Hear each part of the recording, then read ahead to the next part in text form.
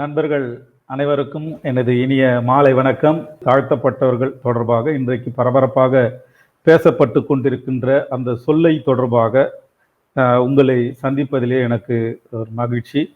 ஒரு வரலாற்று ரீதியான ஒரு விஷயத்தை இப்பொழுது நாம் அலச இருக்கின்றோம். இந்த தாழ்த்தப்பட்டோர் என்கின்ற தாழ்த்தப்பட்டவர் தாழ்த்தப்பட்டோர் என்று சொல்லப்படுகின்ற இந்த வார்த்தையின் மீதான வன்மமும், இந்த வார்த்தை உருவாக்கி இருக்கக்கூடிய உளவியலும், இந்த வார்த்தை உருவாக்கி இருக்கக்கூடிய அரசியலும் குறித்து தான் இன்றைக்கு நாம் பேசப் போகின்றோம். இப்பொழுது நம்ம இங்கே இருக்கக்கூடிய பிரச்சனை, குறிப்பாக தமிழகத்திலே மற்ற மாநிலங்களை விட தமிழகத்தில் இருக்கக்கூடிய பிரச்சனை எது பெரிதாக தெரிகிறது என்றால், மொழிபெயர்ப்பு தொடர்பாக இங்கே இருக்கக்கூடிய பல்வேறு குழப்பங்கள் தலித் அரசியலை, இப்பொழுது சொல்லப்படுகின்ற இந்த தாழ்த்தப்பட்டோரின் அரசியலை வெகுவாக சீர்குலைத்து கொண்டும் சிதைத்து கொண்டும் இருக்கின்றன என்கின்ற காரணத்தையும் நாம் பார்க்க வேண்டும். இந்த சொற்கள் எல்லாம் வெறும் மொழிபெயர்ப்பு சொற்கள் அல்ல. தலித் மக்களுக்காக உருவாக்கப்பட்டிருக்கக்கூடிய இத்தனை சொற்கள் வெறும் மொழிபெயர்ப்பு சொற்கள் அல்ல. ஒரு மொழிபெயர்ப்பு சொல்லாக ஆங்கிலத்திலிருந்து தமிழிலோ அல்லது பிற மொழிகளிலிருந்து தமிழிலோ, தமிழிலிருந்து பிற மொழிகளிலோ மாற்றுகின்ற மொழிபெயர்க்கின்ற ஒரு பிரச்சனை அல்ல. நம் தமிழகத்தில் இருக்கக்கூடிய இந்த பிரச்சனையே இதை ஒரு மொழிபெயர்ப்பு சொல்லாக பார்க்கின்ற ஒரு மோசமான போக்கு தான் இப்போது நிகழ்ந்து கொண்டிருக்கிறது. அதன் மூலமாகத்தான் பல்வேறு சிக்கல்களும் குழப்பங்களும் நேர்ந்து கொண்டிருக்கின்றன. தயாநிதி மாறன் அவர்கள் எங்களை தாழ்த்தப்பட்டவர்களாக நடத்துகிறார்கள் என்று அவர் சொன்னது திமுக சார்பில் மட்டுமல்ல, அவர் சொன்னது வேண்டுமானால் உங்களுக்கு முதன்முறையாக இருக்கலாம். ஆனால் தமிழகத்தில் பல ஆண்டு காலமாக இந்த தாழ்த்தப்பட்டோர் என்கின்ற வார்த்தை தொடர்ந்து பயன்படுத்தப்பட்டு வருகிறது. அது தலித் மக்களிடையும் சரி, தலைவர்களிடையும் சரி, தலித் அல்லாதவர்களிடையும் அது ஒரு மிகப்பெரிய ஒரு தாக்கத்தை முன்பு அதிகமாக உருவாக்காமலேயே புழக்கத்தில் இருக்கிறது. அப்பொழுதெல்லாம் வராத ஒரு கோபம், அப்பொழுதெல்லாம் வராத ஒரு எரிச்சல், அப்பொழுதெல்லாம் வராத ஒரு எழுச்சி இன்றைக்கு இந்த சொல் மூலமாக உருவாகி இருக்கிறது என்றால் அது ஒரு வகையில மகிழ்ச்சியாக இருக்கிறது. ஆனால் அதே நேரத்திலே ஒரு வார்த்தையின் பின்னால் இருக்கக்கூடிய அரசியலை புரிந்து கொள்ளக்கூடிய அளவிற்கு இன்னும் நாம் பக்குவப்படவில்லையோ என்கின்ற ஒரு வருத்தமும் எனக்கு மேலோங்கி இருக்கிறது. அதனால்தான் இந்த சொல்லை குறித்த ஒரு விவரத்தை உங்களுக்கு நான் தெரிவிக்க வேண்டும் என்று நான் விரும்புகின்றேன். இது ஒரு நீண்ட நெடிய வரலாறு. சலிப்பை தரலாம் உங்களுக்கு. கோபத்தை வெளிப்படுத்துபவர்கள், இந்த சொல்லை இப்படி கையாண்டு விட்டார்களே என்று வருத்தப்படுபவர்கள், கோபப்படுபவர்கள் எல்லாம் இந்த சொல்லை குறித்து பேசுவதற்கான அல்லது கேட்பதற்கான பொறுமை கூட உங்களுக்கு இல்லாமல் இருக்கலாம். ஆனால் வேறு வழி இல்லை. நீங்கள் இதை கேட்டுத்தான் ஆக வேண்டும் என்கின்ற காரணத்தினாலே நான் விரிவாக சொல்ல வேண்டும் இருக்கின்றேன். ஏதாவது ஒலி தடை ஏதாவது இருந்தால் எனக்கு தயவு செய்து நீங்கள் எனக்கு இதை சொல்ல வேண்டும் நினைக்கிறேன். சரி, இப்போ நாம சப்ஜெக்டுக்குள்ள போவோம். இந்த நிகழ்வை நான் ஏற்கனவே சொன்னது போல நீங்கள் பார்த்து கொண்டிருக்கக்கூடிய ஒவ்வொருவரும் உங்களுடைய ஃபேஸ்புக் பக்கத்திலே இதை ஷேர் செய்து மற்றவர்களும் பார்க்கின்ற ஒரு வாய்ப்பை உருவாக்குங்கள். அப்படி பார்ப்பதன் மூலமாக இந்த சொல்லை பற்றின வரலாறு தலித் மக்கள் மட்டுமல்ல, தலித் அல்லாதவர்களும் இதை தெரிந்து கொள்ள வேண்டும் என்பதற்கு காரணத்துக்காகத்தான் இந்த சப்ஜெக்டை பொறுத்தவரையில் நான் ஒரு பொது அழைப்பை கொடுத்திருக்கிறேன். திமுக, அதிமுக, திக, இடதுசாரிகள் உள்ளிட்ட அத்தனை தோழர்களும் இதை பார்க்க வேண்டும் என்று நான் கேட்டுக்கொண்டது அதற்காகத்தான். சரி, இந்த தாழ்த்தப்பட்டோர் என்கின்ற இந்த சொல் திடீரென உருவானதா, இதற்கான வரலாற்று பின்னணி என்ன என்று நாம் பார்த்தால், இந்த சொல் உருவான காலம், இந்த சொல் உருவாவதற்கு ஏறக்குறைய 60 ஆண்டுகளுக்கு மேலாக வேலை செய்திருக்கிறார்கள். இந்த பர்டிகுலர் சொல் உருவாவதற்காக தலித் தலைவர்கள் அன்றைக்கு இந்த சொல் உருவாவதற்காக வேலை செய்திருக்கிறார்கள். ஆச்சரியமா இருக்கும். இப்படி ஒரு சொல்லை உருவாக்குறதுக்காக இப்படி வேலை செஞ்சாங்களா அப்படின்னு நீங்க யோசிங்களா? இப்படி ஒரு சொல்லு வரும் என்று தெரியாது அவங்களுக்கு. ஆனா ஒரு சொல்லை, இந்த மக்களை ஒட்டுமொத்தமாக மக்களை குறிப்பதற்கான ஒரு சொல் உருவாக்கப்பட வேண்டும் என்பதற்காக நீண்ட காலமாக அவர்கள் வேலை செய்தார்கள். அப்படி அவர்கள் வேலை செய்து உருவாக்கிய சொற்கள் என்பது ஏறக்குறைய ஒரு டசன் கணக்கான சொல் தமிழகத்திலே மட்டும் உருவாக்கப்பட்டது. இது உங்களுக்கு ஆச்சரியமா இருக்கும். ஏன் இந்த சொல்லெல்லாம் உருவாக்குனாங்க, எதுக்கு உருவாக்குனாங்க நீங்க கேட்டீங்கன்னா, அதுக்கு ஒரே காரணம், இந்த சமூகம் வந்து இந்திய சமூகம் வந்து 2 தகுதியின் அடிப்படையிலே பிரிக்கப்பட்டிருக்கிறது. ஒன்று, பிறப்பின் அடிப்படையிலே ஒருவனின் தகுதியை தீர்மானிப்பது. இரண்டாவது, சமூகத்தின் அடிப்படையிலே தகுதியை தீர்மானிப்பது. இப்படிதான் பிரிச்சு பார்க்குறாங்க. பிறப்பின் அடிப்படையில் எப்படி தீர்மானிச்சாங்க? ஒருவன் பிறக்கின்ற பொழுதே, இந்தியாவை பொறுத்தவரையில் பிறக்கின்ற பொழுதே ஒருவன் சாதியோடு பிறக்கின்றான். உலகத்தில் எந்த நாட்டிலேயும் இப்படி ஒரு அநியாயம் கிடையாது. பிறக்கின்ற பொழுதே ஒருவன் சாதியோடு பிறக்கின்றான். சாதி அடுக்கோடு பிறக்கின்றான். அவன் எந்த அடுக்கிலே, சாதி அடுக்கிலே கீழே இருக்கின்றானா மேலே இருக்கின்றான் என்பதெல்லாம் அந்த சாதி அடுக்கில் எந்த சாதியில் அவன் பிறக்கின்றானோ அதை வைத்துத்தான் அது தீர்மானிக்கப்படுகிறது. பண்டைய காலத்திலே வர்ணங்களை வைத்து தீர்மானிக்கப்பட்டது. உங்களுக்கெல்லாம் தெரிந்த வர்ணங்கள் தான் பார்ப்பனர், வைசியர், சத்திரியர், வைசியர், சூத்திரர் என்கின்ற இந்த 4 வர்ணங்கள். இந்த 4 வர்ணங்கள் பண்டைய காலத்திலே மாற்றிக்கொள்ள முடியும். ஒருவன் பிராமணனா இருப்பவன் சூத்திரனாக கூட மாறலாம், சத்திரியராக இருப்பவர்கள் சூத்திரராக மாறலாம், வைசியராக இருப்பவர்கள் சத்திரியராக மாறலாம். இப்படி ஒரு அட்ஜஸ்ட்மெண்ட் இருக்கக்கூடிய ஒரு நிலை அந்த வர்ண கலப்பிலே வர்ணத்திலே இருந்தது. ஆனால் வர்ணங்கள் எல்லாம் சாதியாக மாறிய பிறகு ஒரு சாதியில் பிறந்தவன் அந்த சாதியில தான் இருக்க முடியும், மேல் சாதிக்கு போக முடியாது என்கின்ற ஒரு குழப்பம் வந்தது. ஆக இந்த ஒரு தகுதி, பிறப்பின் அடிப்படையில் தகுதி தீர்மானிக்கப்பட்டிருக்கிறது. இரண்டாவது, இந்த சாதி அமைப்பை எதிர்த்து நிற்கின்ற ஒரு சமூகத்துக்கென்று ஒரு அடையாளம் இருந்தது. அந்த அடையாளம் தான் அவர்ணர்கள் என்று சொல்லப்படுகின்ற, பஞ்சமர்கள் என்று சொல்லப்படுகின்ற அடையாளம். இந்த 2 அடையாளங்கள் மட்டும்தான் ஒட்டுமொத்த இந்தியாவின் வரலாறாக இருக்கிறது. அதனால்தான் அம்பேத்கர் சொன்னாரு, இந்த இந்தியாவுடைய வரலாறு என்பது பார்ப்பனியத்திற்கும் பார்ப்பனியத்துக்கு எதிரானவர்களுக்குமான ஒரு வரலாறாகத்தான் கட்டமைக்கப்பட்டிருக்குது என்று சொன்னார். இது ஒரு பக்கம். சரி, இப்போ இதுல இந்த தாழ்த்தப்பட்டவர் என்கின்ற சொல் எங்கே வந்தது? இப்படி நேரடியான சொல்லு இந்த காலத்துல உருவாக்குனாங்களா அப்படின்னா, தாழ்த்தப்பட்டோர் என்கின்ற சொல் இல்லையே தவிர அதற்கான கருத்து இருந்தது.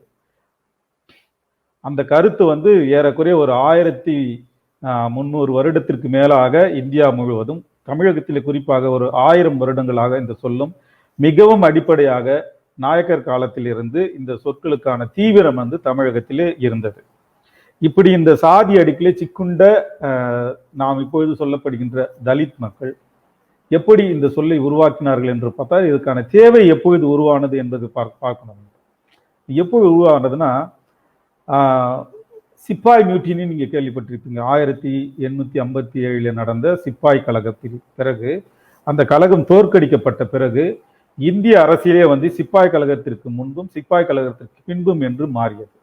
அந்த சிப்பாய் கழகம் முடிந்த உடனேயே கம்பெனி இந்தியாவை ஆண்டு கொண்டிருந்த முறையை மாற்றிவிட்டு பிரிட்டிஷ் மகாராணியார் வந்து நேரடியாக ஆட்சி அதிகாரத்தை அவர்கள் எடுத்துக்கொண்டார்கள். அப்படி எடுத்துக்கொண்டதன் மூலமாக இந்தியா வந்து நேரடியாக பிரிட்டிஷ் ஆட்சிக்கு போய் சேர்ந்தது. கம்பெனிக்காரர்கள் அவர்கள் இஷ்டம் போல ஆண்டு கொண்டிருந்தாலும் ஒரு நேரடியாக ஒரு பேரரசின் கீழ் உருவான பிறகு இந்தியாவிலே முறையான அரசாங்கம் உருவாக்கப்பட வேண்டும் என்பது ஆங்கிலேய அரசினுடைய நோக்கமாக இருந்தது. அந்த அடிப்படையிலே தான் அவர்கள் வந்து 1858 விக்டோரியா ப்ரொக்ளமேஷன் என்று சொல்லப்படுகின்ற விக்டோரியா மகாராணி பேராணையை உருவாக்கினார்கள், வெளியிட்டார்கள். அந்த பேராணை தான் கம்பெனி அரசாங்கத்தை தூக்கி எறிந்துவிட்டு பிரிட்டிஷ் அரசாங்கத்தை நேரடியாக இந்தியாவிலேயே கொண்டு வந்தது. அப்படி கொண்டு வந்த பிறகு இந்த இந்தியாவிற்கான அரசமைப்பு சட்டங்களை உருவாக்கி யார் யாருக்கெல்லாம் அதிகாரத்தை கொடுப்பது, யார் யாருக்கெல்லாம் வந்து பதவிகளை கொடுப்பது என்கின்ற பிரச்சனைகள்லாம் வந்து சேர்ந்தது. ஒரு முறையான அரசாங்கம் உருவாக தொடங்கியது. அப்போ முதல் அரசமைப்பு சட்டத்தை வந்து எப்போ உருவாக்குறாங்கன்னா, நீங்க நல்லா பார்த்துங்க, 1858 விக்டோரியா ப்ரொக்ளமேஷன் வந்த பிறகு அடுத்த 3 ஆண்டுகளில் இந்தியாவிற்கான ஒரு அரசமைப்பு சட்டம் உருவாக்கப்படுகிறது. அதுதான் 1861. அதுக்கு பிறகு ஒரு சட்டத்தை உருவாக்குறாங்க. 10 வருடங்கள் கழித்து அந்த சட்டத்தை வந்து 1871 திரும்ப ஒரு சட்டத்தை உருவாக்குறாங்க. இந்த சட்டம் என்னன்னா, இதுக்கு பேரு இந்தியா ஆக்ட்னு பேரு. இந்த இந்தியா ஆக்ட் 1961, 1861, 1871 ஒவ்வொரு 10 வருடத்திற்கும் ஒரு அரசமைப்பு சட்டத்தை சீரமைத்து உருவாக்க வேண்டும் என்கின்ற ஒரு முறை உருவாக்கப்பட்டது. அப்படி 1861 உருவாக்கப்பட்ட முதல் சட்டத்தை பிறகு திருப்பி 1871 ஒரு சட்டத்தை உருவாக்குறாங்க. அதுக்கு பேர் தான் இந்தியா ஆக்ட் 1871. திரும்ப அந்த சட்டத்தை சீரமைத்து 3 வருஷத்துல திருப்பி வந்து ஒரு சட்டத்தை உருவாக்குறாங்க 1874. அதுக்கு பேரு இந்தியா ஆக்ட் 1874 பேர் அதுக்கு. ஸோ இந்த சட்டத்தை உருவாக்குறதுக்கு என்ன காரணம்? என்ன? அரசாங்கத்தை ஒட்டுமொத்த இந்திய நிலப்பரப்பை முழுமையாக பிரிட்டிஷ் சாம்ராஜ்யத்துக்குள் கொண்டு வருவது ஒன்று. இந்த அரசை உருவாக்கிவிட்ட பிறகு இங்கே இருக்கக்கூடிய உள்நாட்டு அரசாங்கத்தோடு முறையாக பேச்சுவார்த்தை நடத்தி சில பரிவர்த்தனைகள் எல்லாம் உருவாக்க வேண்டும் என்கின்ற ஒரு விஷயமெல்லாம் இருக்குது. இது இல்லாத அரசு பரிபாலனம் நடைபெறணும். அந்த அரசு பரிபாலனம் நடைபெறுவதற்கு இந்த சட்டத்தின் அடிப்படையிலான ஆட்சி உருவாக்கப்பட்டிருக்கு.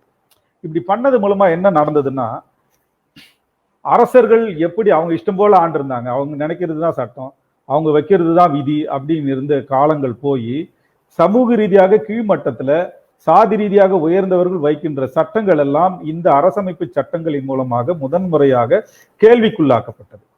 இந்த கேள்விக்குள்ளாக்கப்பட்ட உடனே சமூகத்தில் வந்து ஒரு பெரிய கொந்தளிப்பு வருது. அப்போ கொந்தளிப்பு வந்தாலும் உயர்ந்த சாதிகளாக இருப்பவர்கள் தங்களுடைய அதிகாரங்கள் எல்லாம் பறிபோயிடுமோ அப்படின்ற ஒரு கவலை அவங்களுக்குள்ள வருது. இப்போ இந்த நேரத்துல பிரிட்டிஷ் அரசாங்கத்தோட விரிவாக்கம் தொடங்குறாங்க. நேரடியாக அரசாங்கத்தை உருவாக்குறது மட்டும் இல்லாம அடுத்த கட்டத்துல அவங்க என்ன பண்றாங்கன்னா, உள்ளாட்சி அமைப்புகள்ல தேர்தலை நடத்தி அதை இங்கே இருப்பவர்களுக்கான அரசை நிர்வகிப்பதற்கான பயிற்சி அளிக்க வேண்டும் என்று அவர்கள் முடிவு செய்யறாங்க. அந்த முடிவின் அடிப்படையில தான் அந்த 74 சட்டம் என்பது உருவாக்கப்பட்டது. இந்த சட்டத்தை உருவாக்கின பிறகு ஏறக்குறைய உள்ளாட்சி தேர்தல் அறிவிக்க போறாங்க. எப்போ பண்றாங்கன்னா 1887 உள்ளாட்சி தேர்தல்கள் நடக்க போகுது.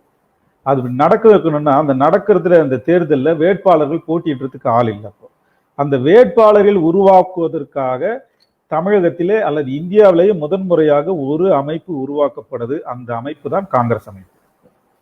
உங்களுக்கு புரிஞ்சிருக்கும்னு நினைக்கிறேன். காங்கிரஸ் உருவாக்கப்பட்டது பல்வேறு காரணங்கள் சொன்னாலும் அடிப்படையான காரணம் இந்த காரணம். காங்கிரஸ் மட்டுமல்ல, அன்றைக்கு இருக்கக்கூடிய மெட்ராஸ் ட்ரேடர் அசோசியேஷன் சொல்லப்படுகின்ற அந்த அசோசியேஷனும் அதுல இருந்தான் சென்னை மகாஜன சபைன்னு சொல்லுவாங்க. அந்த சபையில தான் காங்கிரஸுக்கு புள்ளிகள் முக்கியமான தலைவர்கள் எல்லாம் உருவாக்குனாங்க. இந்த அமைப்புகள் எல்லாம் சேர்ந்து 887 நடந்த அந்த தேர்தலில் பங்கெடுக்கிறாங்க. இப்படி தேர்தலில் பங்கெடுக்கின்ற முன்னாடியே தலித் தலைவர்கள் ஆதி திராவிட மகாஜன சபையை உருவாக்கிட்டாங்க. இதுக்குள்ள பங்கெடுக்க முடியுமா அப்படின்று அவங்களுக்கு ஒரு முயற்சி பார்த்தாங்க. ஆனா முடியல. ஏன்னா வாக்களிக்கின்ற முறை முறைப்படுத்தப்படவில்லை. பணக்காரர்கள் மட்டுமே தேர்தலில் நிற்க முடியும் அப்படின்ற ஒரு விஷயம் இருந்தப்போ எந்த அடிப்படையில தலித் மக்கள் போயிட்டு இந்த தேர்தல் எல்லாம் பங்கெடுக்க முடியும்? அவர்கள்கிட்ட வசதி இல்லை, பணம் இல்லை, அப்புறம் ஒரு செல்வாக்கு மிக்க நபர்களாகவும் இல்லை. சில தலைவர்கள் பணக்காரர்களாக இருக்கிறாங்க. ஆனா அவங்க எந்த அடிப்படையில போய் சேர்றது? அரசாங்கம் நேரடியாக இவர்களை கவனிக்கக்கூடிய இடத்துல இல்லை. இவர்களுடைய கஷ்டங்களை, இவர்களுடைய துன்பங்களை கேட்பதற்கான ஒரு வாய்ப்பு இல்லை. அப்படின்றப்பதான் 1891 ஒரு மிகப்பெரிய ஒரு எழுச்சி தலித் மக்களிடையே உருவாகுது. அப்பதான் அயோத்திதாச பண்டிதர், ரெட்டமலை சீனிவாசன் உள்ளிட்ட பல்வேறு தலைவர்கள், ஆதி திராவிட மகாஜனத்தில் இருக்கக்கூடிய பல்வேறு தலைவர்கள்லாம் மாநாடுகளை நடத்தி தங்களுக்கான பிரச்சனைகளை அரசு கேட்க வேண்டும் என்று கோரிக்கைகளை முன்வைக்கிறார்கள். அப்படி கோரிக்கைகளை முன்வைக்கின்ற பொழுது ரெட்டமலை சீனிவாசன் அவர் வச்ச பேர் பறையா அப்படின்னு வச்சாரு. ஏன் பறையா அப்படி வச்சாருன்னா, அப்ப இருக்கக்கூடிய பறையர்களை பற்றி ஒரு தனிப்பட்ட சாதியா இருந்தாலும் பிரிட்டிஷ்காரர்களை பொறுத்த வரைக்கும் பறையர் என்ற சொல் இந்தியாவில் இருக்கக்கூடிய ஒட்டுமொத்தமா தீண்டத்தகாத சாதிகளை குறிக்கக்கூடிய சொல்லாக அவர்கள் பயன்படுத்தினாங்க. சரி, இப்படி பயன்படுத்தினாங்க. அப்ப பண்டிதர் என்ன சொல்றாரு? நாங்கள் ஆதி தமிழர்கள் சொல்றாரு, பூர்வ குடிகள் அப்படின்னு சொல்றாரு. இந்த சொற்கள் எல்லாம் பிரிட்டிஷ்காரங்களுடைய காதல ஏறல். அவங்களுக்கு அது புரியல. இந்த சொற்கள் எல்லாம் பறையா என்கின்ற சொல் புரிந்த அளவுக்கு இந்த சொல் புரியல அவங்களுக்கு. சரி, இப்போ என்ன நடக்குது அப்படின்னா, இந்த கோரிக்கைகள் எல்லாம் இவங்க வச்சுட்டாங்க. தலித் தலைவர்கள் கோரிக்கைகள் வச்சாங்க. 1893 இந்த கோரிக்கைகள் வச்சுட்டு இருக்கிறாங்க.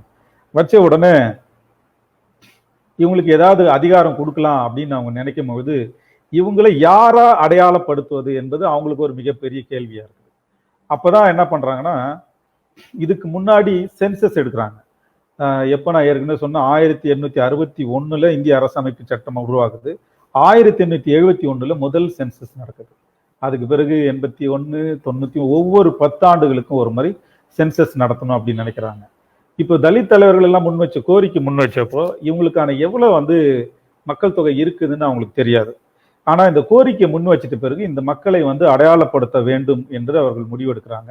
அந்த முடிவெடுக்கிற இடைப்பட்ட காலத்துல தான் பல பேர்கள் உருவாகி இருக்கு. அந்த பேர்களை மட்டும் உங்களுக்கு நான் படிக்கிறேன்.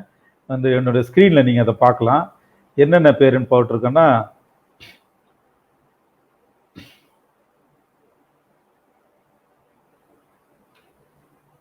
இங்க பாருங்க, முதல் பேர் நான் சொல்லியிருக்கிறேன். அயோத்திதாச பண்டிதர் கொடுத்த பேர் திராவிடர் அப்படின்னு.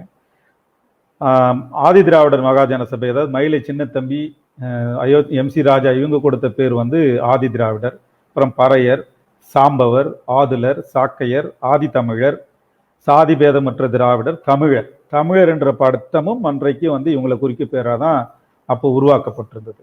ஸோ இத்தனை பேர்கள் அவங்க உருவாக்கியிருந்தாங்க. ஆனால் அரசுகிட்ட இருந்து என்ன பேர் வருது அப்படின்னு பார்த்தா, முதல்ல அவங்க வெரி ஃபர்ஸ்ட் அவங்க கொடுக்குற பேர் எதுன்னு பார்த்தீங்கன்னா ரொம்ப ஆச்சரியமா,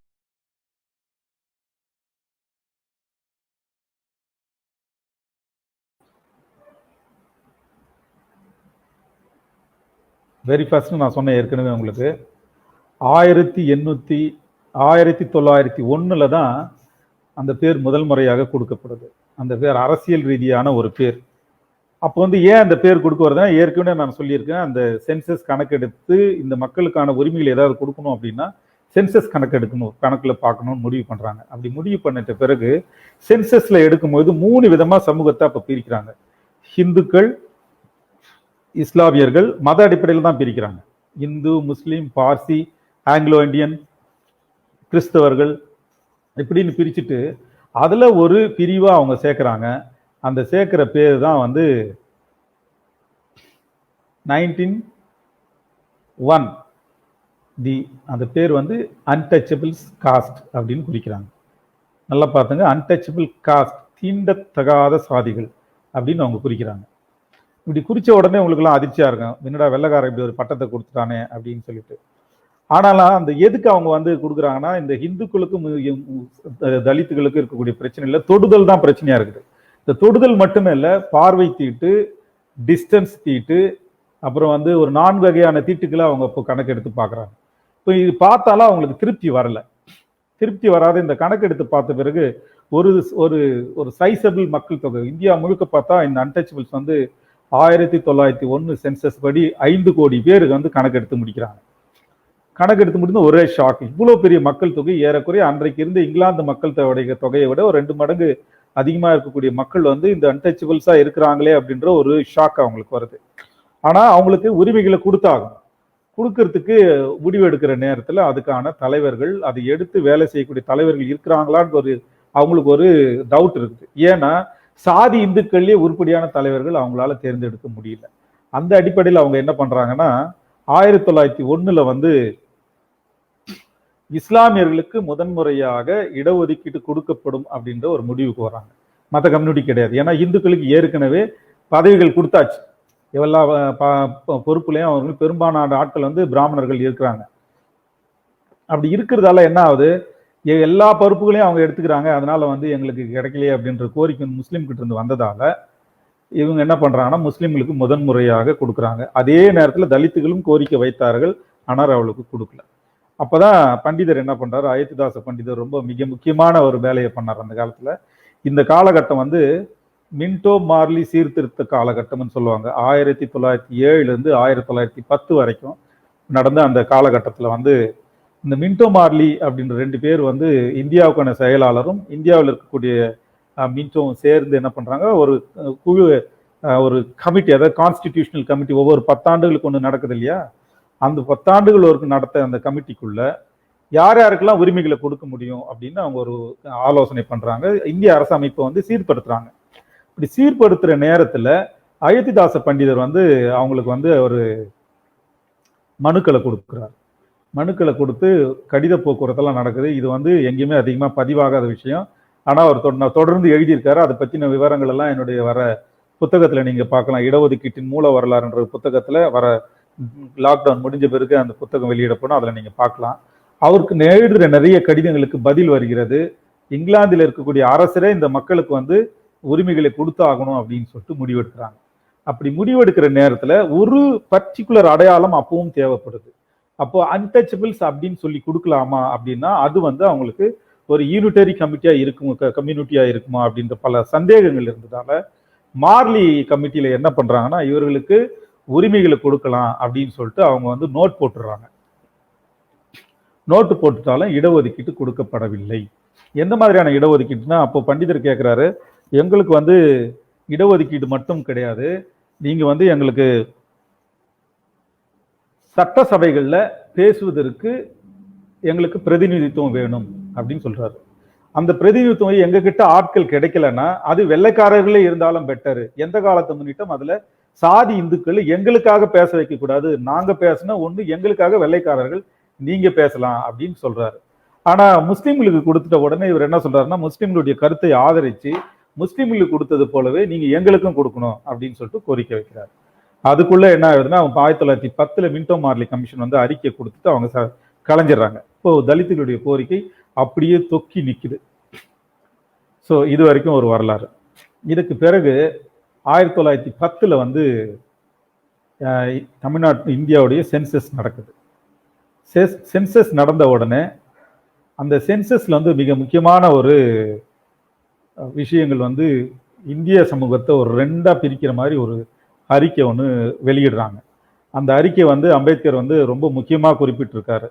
அந்த சென்சஸ் அறிக்கையில வந்து என்ன சொல்றாங்கன்னா, இந்திய சமூகத்துல வந்து மற்ற மதங்களெல்லாம் விட்டுறாங்க, இந்துக்களை மட்டும் எடுத்துட்டு இந்துக்கள் யாரு, இந்துக்கள் அல்லாதவர்களா, இது ரொம்ப நம்ம பிரிச்சு ஆகணும். ஏன்னா இந்த சமூகத்துக்குள்ள பயங்கரமான ஏற்றத்தாழ்வுகள் இருக்குதால இதை பிரிச்சாக வேண்டிய கட்டாயம் இருக்குது அப்படின்னு சொல்லிட்டு முடிவுக்கு வந்து 1911, அதாவது சென்சஸ்ன்றது ஒரு 3 வருஷம் நடக்கும். இந்த 3 வருஷத்துல ஒரு 11வது வருஷம் தான் அந்த சென்சஸ் வெளியிடுவாங்க. 21, 22 அப்படின்னு சொல்ற மாதிரி. அப்போ 11, 12 வெளியிடுறாங்க. அந்த சென்சஸ்க்கு கமிஷனரா இருந்தவர் வந்து ஹட்டன் அப்படின்ற ஒரு கமிஷனரா இருக்கார். அந்த ஹட்டன் வந்து ஒரு 10 கிளாசிபிகேஷனை உருவாக்குறார். அந்த 10 கிளாசிபிகேஷன் வந்து ரொம்ப முக்கியமா அம்பேத்கர் வந்து சொல்றாரு. அவருடைய எழுத்தும் பேச்சும் தொகுப்புல வந்து ஒரு 14வது தொகுதி தமிழ்ல இருந்து எடுத்து போட்டிருக்கேன். அதுல 100% இந்துக்கள் என்றும் அவ்வாறு இல்லாதவர்கள் என்றும் வகை பிரிப்பதற்கு ரெண்டா பிரிச்சு 11 10 பிரிவுகளை வந்து உருவாக்குறாங்க. அதுல ஒண்ணு நீங்க நல்லா பாருங்க, உங்களுக்கு நான் காட்டுறேன். இதுல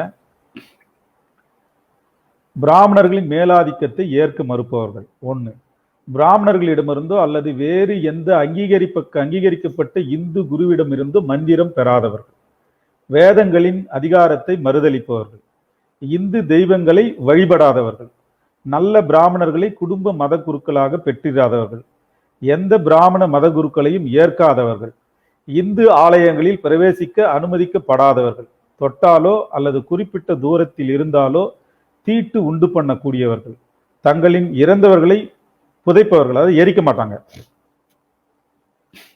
மாட்டிறைச்சி சாப்பிடுவர்கள், பசுவை பூஜித்து போற்றாதவர்கள். உங்களுக்கு ஷாக் விஷயம், எப்படி இப்படியெல்லாம் கூட யோசிக்க முடியுமா அப்படின்னு எல்லாம் உங்களுக்கு தோணலாம்.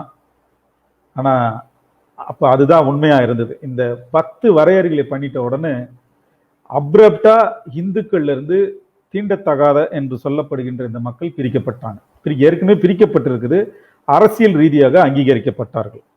ஸோ அப்படி அங்கீகரிக்கப்பட்ட பிறகு இது தீண்டாமை இது பார்த்துட்ட உடனே அவங்களுக்கு ஒரு பெரிய அச்சம், ஒரு ஷாக் வருது. என்ன ஷாக்குன்னா, பார்ப்பனர்கள் தான் உயர்ந்த சமூகம் என்று இந்த சமூகம் நம்புது. ஆனா அவர்களே உயர்ந்தவர்களாக ஏற்றுக்கொள்ள முடியாத ஒரு சொசைட்டி இங்க இருக்கு அப்படின்னா, இப்போ இந்த சொசைட்டியோட பேக்ரவுண்ட் என்ன அப்படின்றது அவங்களுக்கு ஒரு பெரிய ஒரு கேள்வியா இருக்குது. அப்போ இதை பத்தின ஆராய்ச்சிகள் எல்லாம் நடக்குது. அப்படி நடக்கின்ற பொழுது அவங்க என்ன நினைக்கிறாங்கன்னா, ஒரு காலத்தில் இந்த மக்கள் தீண்டத்தகாதவர்கள் எல்லாம் ஒரு காலத்தில் உயர்ந்தவர்களாக இருந்திருக்கிறார்கள், பிற்காலத்தில் அவர்கள் ஏதோ ஒரு வகையில் தோற்கடிக்கப்பட்டிருக்கிறார்கள், அதனால அவர்களுக்கு உண்டான மரியாதையை கொடுக்க வேண்டும் என்று நினைக்கிறார்கள். அப்போ இந்த அன்டச்சபிள் அப்படின்ற வார்த்தையை அரசியல் அடையாளமாக பயன்படுத்த முடியாது என்ற அவங்களுக்கு முடிவுக்கு வந்துடுறாங்க.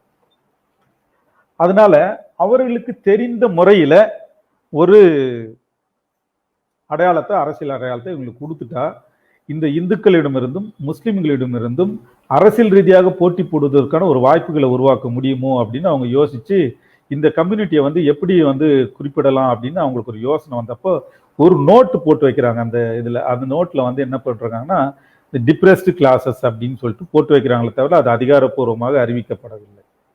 ஆனா அப்போ வந்து அயோத்திதாச பண்டிதர் 1914 இறந்து போறாரு. ரெட்டமலை சீனிவாசன் வந்து தென்னாப்பிரிக்காவில் இருக்காரு.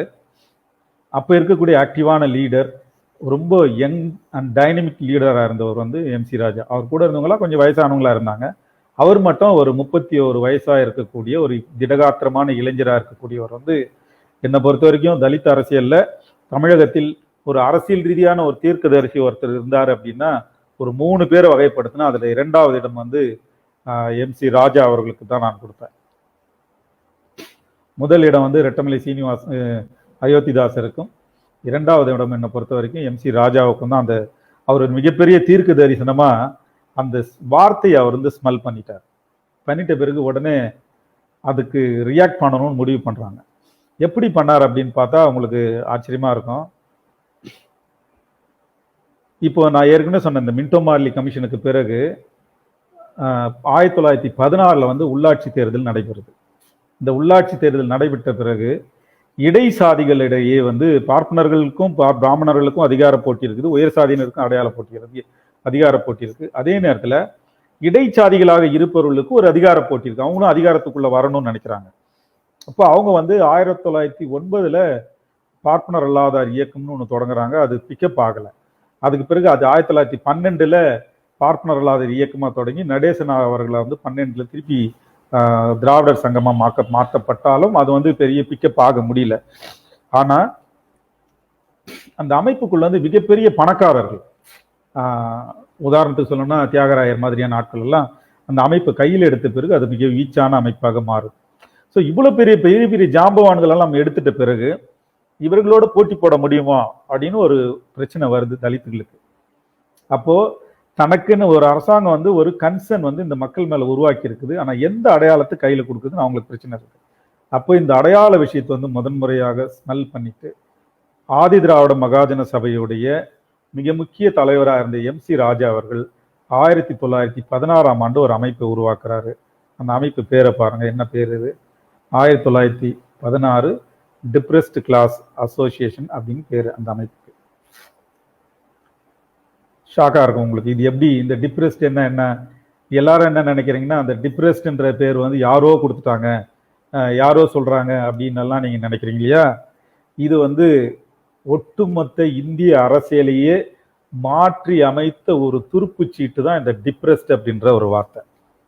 இந்த வார்த்தையை இவர் எடுத்துட்ட பிறகு எல்லாருக்குமே ஒரு ஷாக்கு. என்ன இதுக்கு இதோட நோக்கம் என்னவா இருக்கும்? டக்குன்னு இப்படி ஒரு அமைப்பு வந்து உருவாயிடுச்சு, இது என்ன செய்ய போகுதுன்னா இப்ப யாருக்கும் தெரியாது.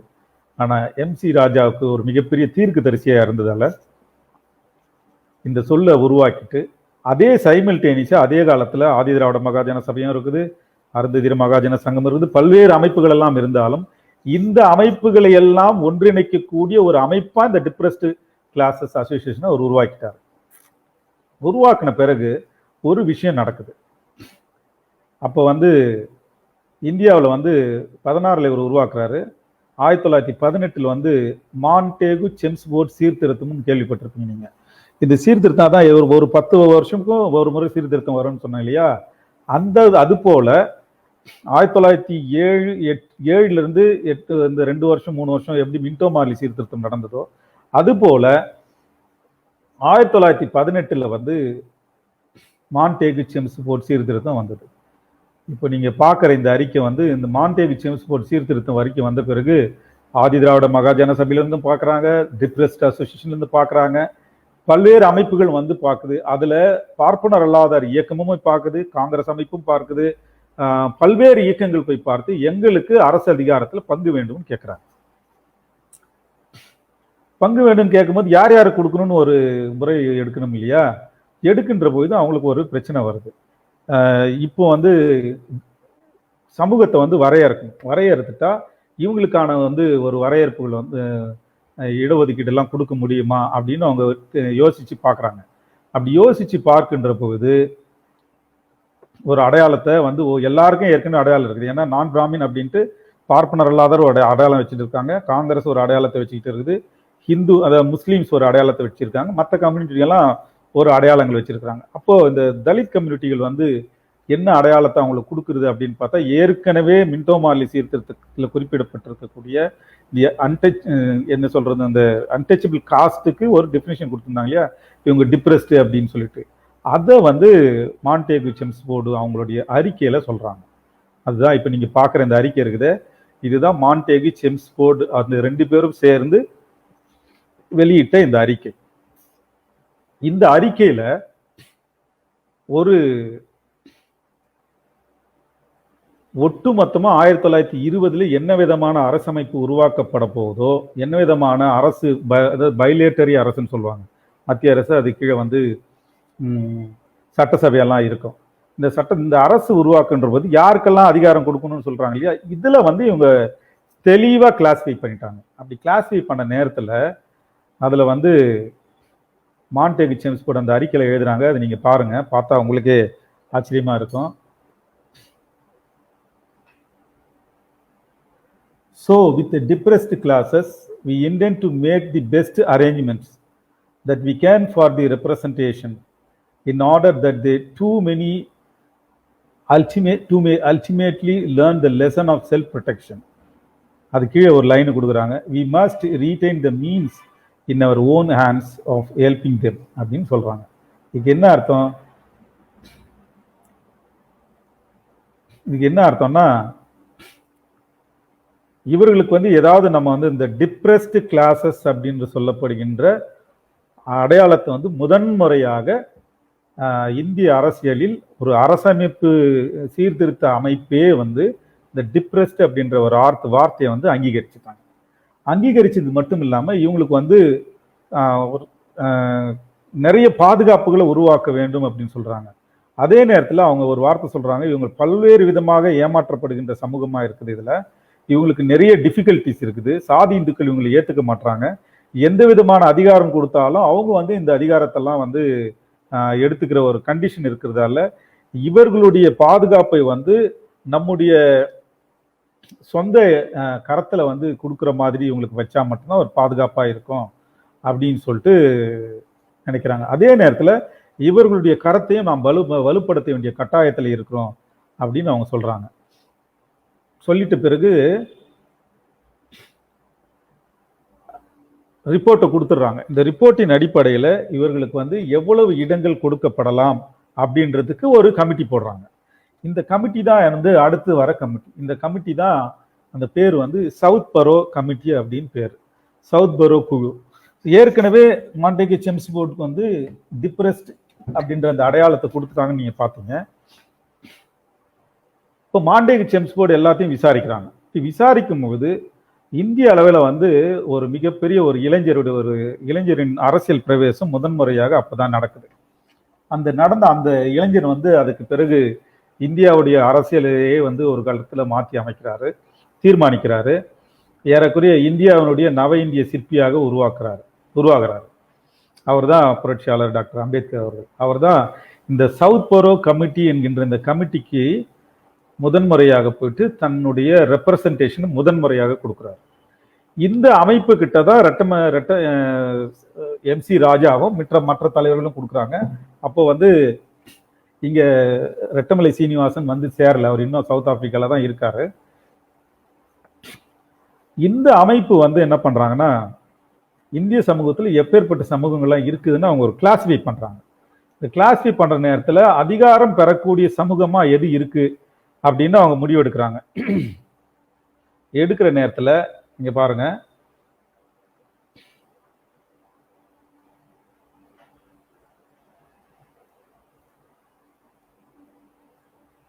ஓகே, இதுல என்ன கொடுக்குறாங்க, ரெப்ரசன்டேட்டிவ்ஸ் அப்பாயிண்டட் பை நாமினேஷன். இப்போ அதுல முதல்ல வந்து எத்தனை பேர் கொடுக்கணும்னு நினைக்கிறாங்கன்னா, இவங்க எல்லாம் ஏற்கனவே பாருங்க, மெட்ராஸ் சேம்பர் ஆஃப் காமர்ஸுக்கு ஒருத்தர், யூரோப்பியன் சேம்பர்ஸுக்கு ஒருத்தர், south Indian chamber of commerce ஒருத்தர், இப்படி பல்வேறு ட்ரேடர்ஸ் அசோசியேஷன் எல்லாருக்கும் கொடுக்குறாங்க. இதுல கடைசியா கொடுக்குறாங்க, அதுல வந்து டிப்ரெஸ்ட் கிளாஸஸ்க்கு 2 மெம்பர்ஷிப் கொடுக்குறாங்க, எக்ஸ்க்ளூடட் ட்ராக்ட்ஸ் அதுக்கு 2 பேர் கொடுக்குறாங்க, அதர்ஸ் அப்படின்னு போட்டு 2 பேர் கொடுக்குறாங்க. சரி, இந்த டிப்ரெஸ்ட் கிளாஸஸ்னா யாரு அப்படின்றதுக்கு அவங்களுக்கு வந்து டெஃபினிஷன் கிடைக்கணும் இல்லையா? அந்த டெஃபினிஷனை அவங்க சேர்த்து கொடுக்குறாங்க. இந்த டெஃபினிஷன்ல என்ன சொல்றாங்கன்னா, ஓகே, இப்போ இந்த டெஃபினிஷன்ல வந்து முக்கியமா இவங்க சொல்றது,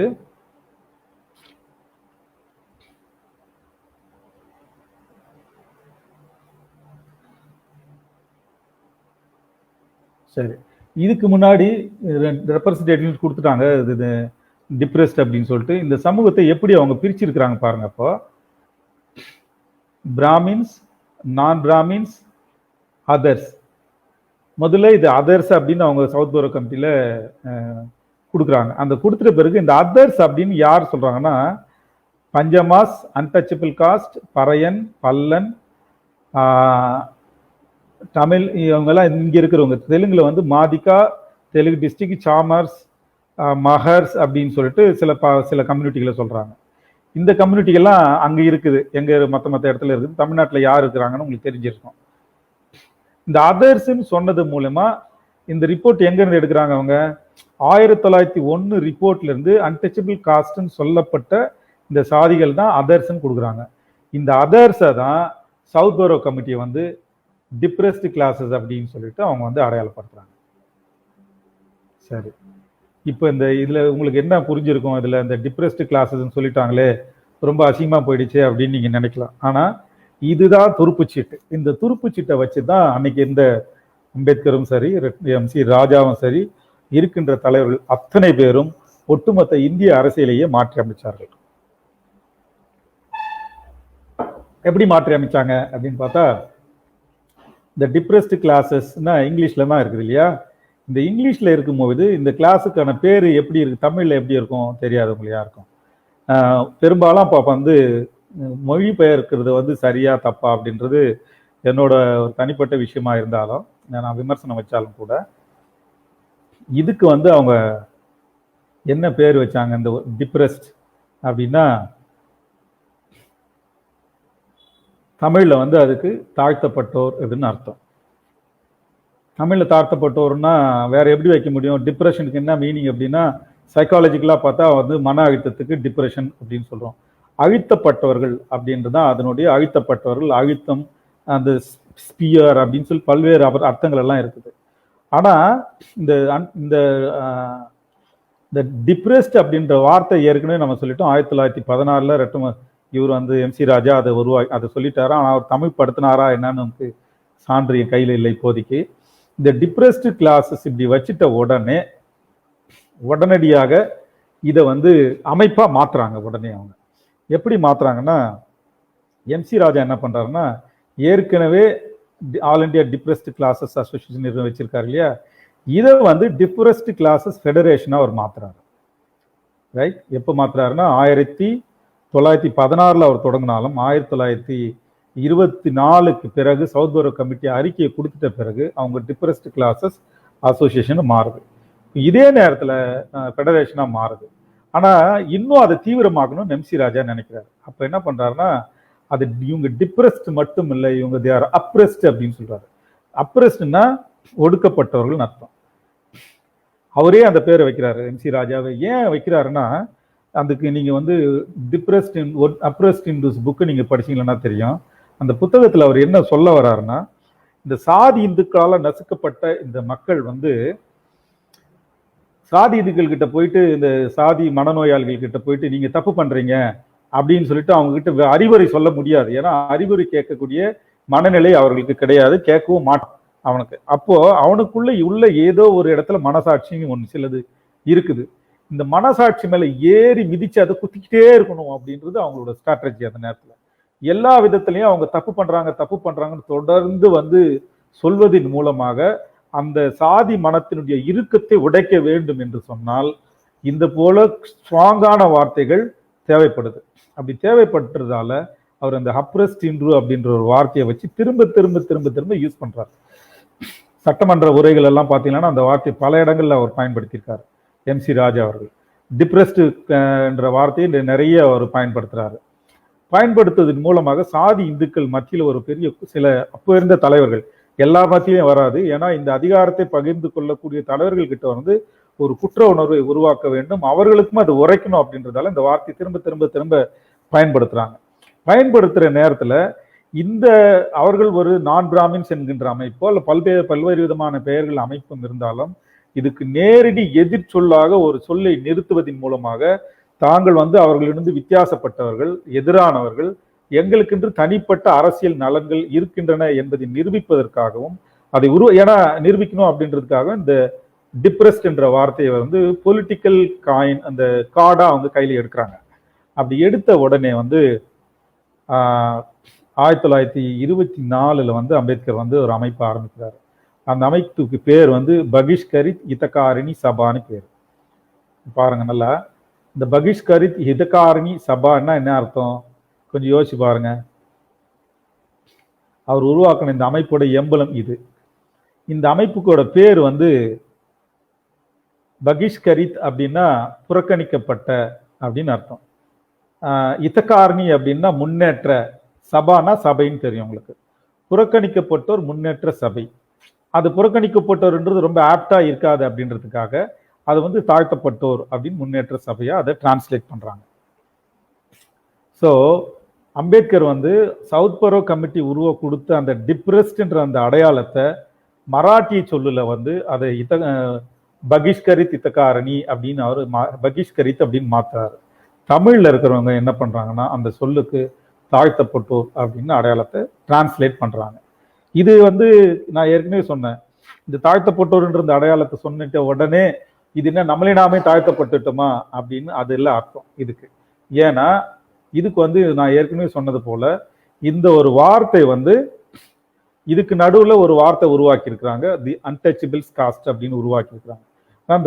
அந்த சொல்ல உருவாக்கின பிறகு அவங்களுக்கு இருந்த பிரச்சனை நான் அவங்களுக்கு சொன்னேன், பார்ப்பனர்களே ஏற்றுக்கொள்ள முடியாத ஒரு சாதியாக இருக்கக்கூடிய இந்த சமூகம் வந்து ஒரு காலத்துல உயர்ந்த சமூகமா இருந்திருக்கும் அப்படின்னு அவங்களுக்கு தோணுச்சு இல்லையா. அதனால இது அரசியல் அடையாளமாக கொடுக்க முடியாது. ஆனா ஏதோ ஒரு இடத்துல இவர்கள் தோற்கடிக்கப்பட்டு அதனால் தாழ்த்தப்பட்டு இருக்கலாமே தவிர இவர்கள் தாழ்ந்தவர்கள் அல்ல என்கின்ற ஒரு தொனியை உருவாக்குகின்ற விதத்துலதான் இந்த டிப்ரெஸ்ட் என்ற வார்த்தையை பயன்படுவாங்க. இது முழுக்க முழுக்க ஐரோப்பிய பார்வையிலிருந்து உருவாக்கப்பட்ட அந்த சொல். அங்க டிப்ரெஸ்ட்னா அவங்கெல்லாம் தாழ்ந்தவங்கன்னு கிடையாது. எப்படி இந்து காஸ்ட் இதுல வந்து எப்படி இந்த சமூகம் வந்து சூத்திரர்கள் தாழ்ந்தவர்கள், அவர்களுக்கு மேல இருக்கிறவங்க வைசியர்கள் கொஞ்சம் தாழ்ந்தவர்கள் சொல்லப்படுது, அப்படி இல்லை. இது தாழ்ந்தவர்களுக்கும் தாழ்த்தப்பட்டவர்களுக்குமான அடையாளம் இது.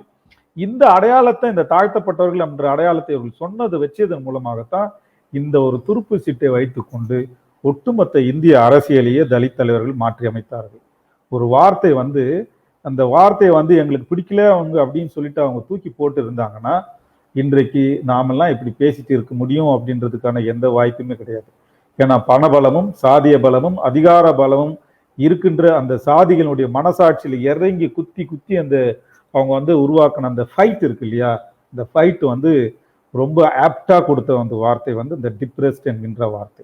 இந்த டிப்ரெஸ்ட் வந்து அப்போதைய பொறுத்த வரைக்கும் ஒரு நியூட்ரலான ஒரு வார்த்தையாகத்தான் அன்றைக்கு இருந்தது. ஆனா அதே நேரத்துல இந்த டிப்ரெஸ்ட்ன்ற அடையாளத்தை வைத்திருந்தாலும் இந்த சாதி திராவிடர் மகாஜன சபை, அருந்ததியர் மகா, இந்த அடையாளங்கள் எதையுமே அவங்க விட்டு கொடுக்கல.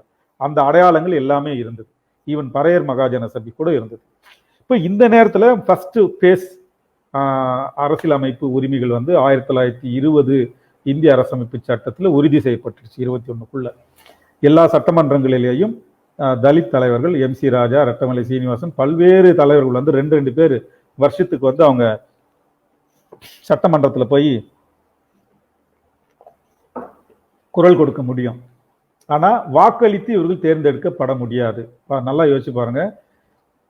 1991 கோரிக்கை வச்சு முதன்முறையாக முஸ்லாமியர்களுக்கு 1901 கிடைச்சி அது முழுமையா சட்டமன்ற உறுப்பினர் பதவி வந்து 1901 கிடைக்குது.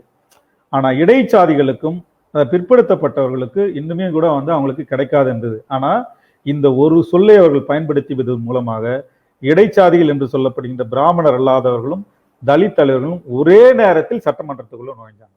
அப்ப இந்த வார்த்தை உருவாக்குன அந்த வார்த்தையை பயன்படுத்திய அந்த முன்னோர்களுடைய தீர்க்க தரிசனத்தை நீங்க யோசிச்சு பாருங்க. அவங்க கொஞ்சம் பிசகி இருந்தாலும் கூட இது வந்து சரியா இருந்திருக்குமா நீங்க யோசிச்சு பார்க்கணும். ரெண்டாவது, அடுத்த கட்ட பேஸ் உருவாகுது. அது வந்து என்னன்னா அடுத்த சீர்திருத்தம் உருவாகுது. அப்போ வந்து அந்த சீர்திருத்தம் உருவாகிற காலம் வந்து 1927 தொடங்குது. அப்போ அந்த 27 தொடங்குற இது என்னன்னா சைமன் கமிஷன் வந்து இந்தியாவுக்கு வருது. சைமன் கமிஷன் வந்து இந்தியாவர்களுக்கு அதே போல முன்னாடி 10 வருஷத்துக்கு ஒரு முறை வர மாதிரி இவங்களும் ஸ்டாச்சுட்டரி கமிஷன் பேர் இருக்கு. இந்த கமிஷன் வந்து ஒரு சீர்திருத்த அமைப்பை கொடுக்கும், ஒரு சட்ட ப்ரொப்போசல் கொடுக்கும். இந்த ப்ரொப்போசலை வச்சுட்டு இந்திய அரசமைப்புகளை வந்து உருவாக்க வேண்டும் என்பதுதான் தீர்மானம். இப்போ இவங்க வந்து இந்தியர்கள் எல்லாம் வந்து சந்திப்பாங்க. அப்போ காங்கிரஸ் என்ன முடிவு பண்ணுதுன்னா, இதுல இந்தியர்கள் யாருமே இல்லை, அதனால நாங்க இந்த அமைப்பை புறக்கணிக்கிறோம் அப்படின்னு சொல்லி அவங்க எல்லாருமே புறக்கணிச்சிடுறாங்க. இது உண்மையா இந்திய வரலாறுல அப்படின்னு பார்த்தா, இது வந்து இந்திய அரசியலமைப்பு வரலாற்றை எழுதியவர்கள், நான் சொல்றது கான்ஸ்டிடியூஷனல் ஹிஸ்டரி ஆஃப் இந்தியான்னு எழுதுனா ஒரு 150 வருஷத்துக்கான ஒரு 180 வருஷத்துக்கு இந்திய அரசமைப்பு சட்டத்தை எழுதணும். நாங்க சட்டத்துல அதை படிப்போம். எங்கேயுமே வந்து சைமன் கமிஷன்ல இந்தியாவிலிருந்து மிக முக்கியமான 2 பேர் வேலை பார்த்தாங்களே அப்படின்றத வந்து பேச மாட்டாங்க. அந்த 2 பேர் யாரு? இந்த 2 பேர் மிக முக்கியமான ஆட்கள். இந்தியா தான் சொன்னேன், 2 பேரும் வந்து இந்தியாவுடைய தீர்க்கதரிசிகள். ஒன்று புரட்சியாளர் அம்பேத்கர், 2வது பெருந்தலைவர் MC ராஜா. இந்த 2 பேரும் சைமன் கமிஷன்ல மெம்பரா இருந்தாங்க. அம்பேத்கர் வந்து வட மாநிலங்கள்ல அவர் வந்து அந்த மெம்பரா அவர் பயணம் செய்தார். தென் மாநிலங்கள்ல அதுக்கு துணையா MC ராஜா பயணம் செஞ்சார். இந்த பயணம் செஞ்ச நேரத்தில் என்னென்ன சுவாரஸ்யமான விஷயங்கள் நடந்தது, இவங்க என்ன பண்ணாங்க அப்படின்னு நம்ம பார்க்கணும். இந்த கமிஷன் என்ன பண்ணிச்சு அப்படின்னு பார்த்தா, ஒரு முக்கியமான இதெல்லாம் நீங்க அதிகமா பதிவாகாத ஒரு விஷயம் இப்ப நீங்க பார்க்குற விஷயம். சைமன் கமிஷன் வந்து சென்னைக்கு பயணம் செய்த பிறகு அந்த கமிஷன் கிட்ட மனு கொடுக்கறதுக்கு ஏற்கனவே நான் சொன்னேன் இல்லையா, அந்த டிப்ரெஸ்ட் கிளாஸஸ் அசோசியேஷன் MC ராஜா உருவாக்குனாரு. அங்க பகிஷ்கரித் ஹிதகாரணி சபான் அம்பேத்கர் உருவாக்குனாரு. அந்த அமைப்பு கிட்ட மனு கொடுப்பதற்கு அவசரமாக இங்க ஒருத்தர் ஒரு அமைப்பை உருவாக்குறாரு. அந்த அமைப்பு வந்து மெட்ராஸ் டிப்ரெஸ்ட் கிளாஸஸ் அசோசியேஷன் பேர். இந்த அமைப்பை உருவாக்குனது யாருன்னா பாருங்க, இந்த அமைப்பை உருவாக்குனது யாருன்னா ரெட்டமலை சீனிவாசன் உருவாக்குறார். இந்த அமைப்புக்கு ரெட்டமலை சீனிவாசன் தலைவர், ஜெகநாதன் அப்படின்றவர் இந்த அமைப்புக்கு செயலாளர். இந்த ஜெகநாதன் யாருன்னு உங்களுக்கு தெரியும். அவர் வந்து அருந்ததியர் தலைவர், அருந்ததிய மகாஜன சபையில் அவர் ஒரு முக்கியமான ஆளு. 2வது மெட்ராஸ் தோட்டிகள் சங்கத்துடைய தலைவர். இந்த 2 தகுதியாக அவருக்கு இருக்கு. மிக முக்கியமான ஒரு முன்னோடி தலித் சமூகத்துக்கு. ரெட்டமலை சீனிவாசனும் ஜெகநாதன் சேர்ந்து உருவாக்கிய இந்த மெட்ராஸ் டிப்ரெஸ்ட் கிளாஸஸ் அசோசியேஷன் தான் வந்து சைமன் கமிஷன் கிட்ட ஒரு மனு கொடுக்க போகுது. இந்த மனு கொடுக்க போற நேரத்துல இந்த ஏற்கனவே MC ராஜா உருவாக்கின ஆல் இண்டியா டிப்ரெஸ்ட் கிளாஸஸ் ஃபெடரேஷனுக்கு வந்து MC ராஜா தலைவர், அப்ப அதுக்கு பொது செயலாளர் LC குருசாமி. இந்த LC குருசாமி ஏற்கனவே தெரியும் உங்களுக்கு, ஆதி திராவிட மகாஜன சபையுடைய அவர் தான் நிறுவனராக அவரும் இருந்தார். அவர் வந்து இந்த சபைக்கு பெட்டிஷன் கொடுக்க போறாரு. MC ராஜா அந்த அமைப்புகளை வந்து இருந்தாலும் அவர் வந்து பெட்டிஷன் கொடுக்க முடியாது. ஏன்னா அவர் வந்து அந்த நேரத்துல சைமன் கமிஷன் மெம்பரா இருக்கார். மெம்பரா இருக்கிறவரு எப்படி அது வந்து